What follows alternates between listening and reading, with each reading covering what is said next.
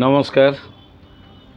इंग्राजी नववर्ष 2025 रे कटक सहर समेत ओडिशार समस्त जनसाधारण को हार्दिक शुभेच्छा और अभिनंदन।